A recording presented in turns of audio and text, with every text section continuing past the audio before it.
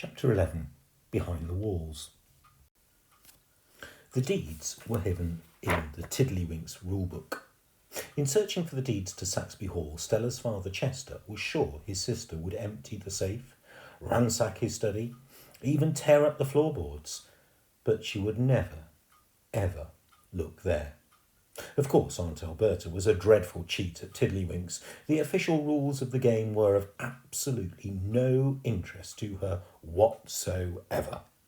She had her own rules, Alberta's rules, rules that she could change on a whim. The book had never even been opened. It was the perfect hiding place for the deeds. In the coal cellar, Aunt Alberta looked down at her niece.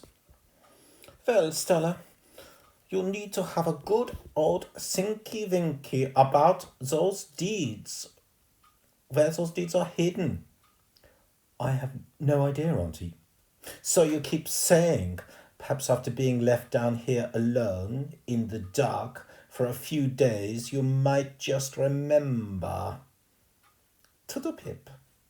With that, Aunt Alberta slammed the thick metal door behind her and locked it. This time she took the key out of the lock for safekeeping.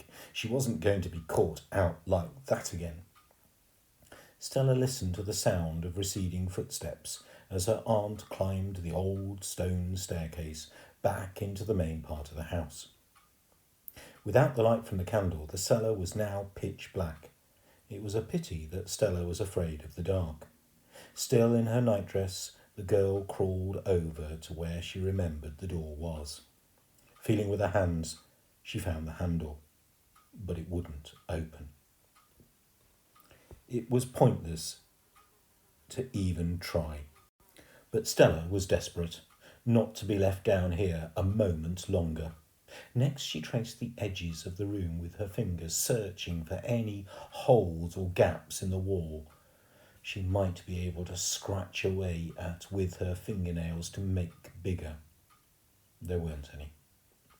The floor was made of stone and had to be inches thick. Ow!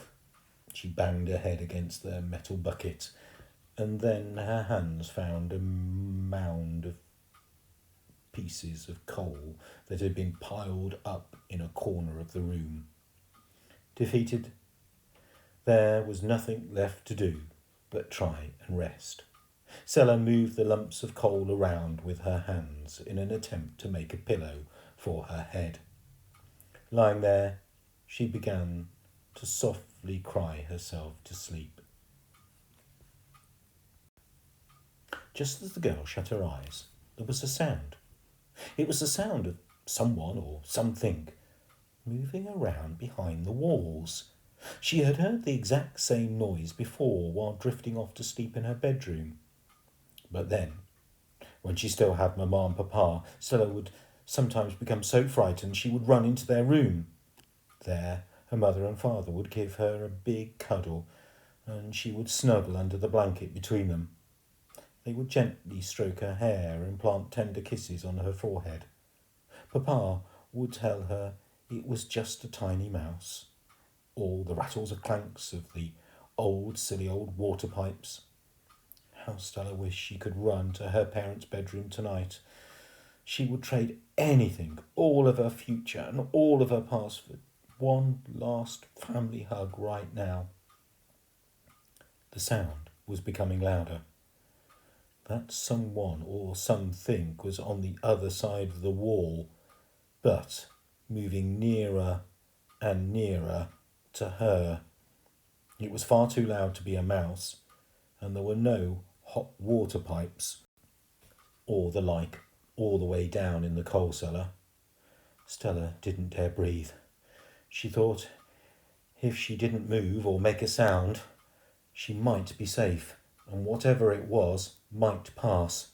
However, her heart was pounding in her chest. Budum, budum, budum. It was going to give her away. Budum, budum, budum. In the silence of the cellar, her heartbeat seemed as loud as thunder. Budum, budum, budum. She held her breath. And then out of the gloom, she heard a voice, a child's voice, saying, "Help me!"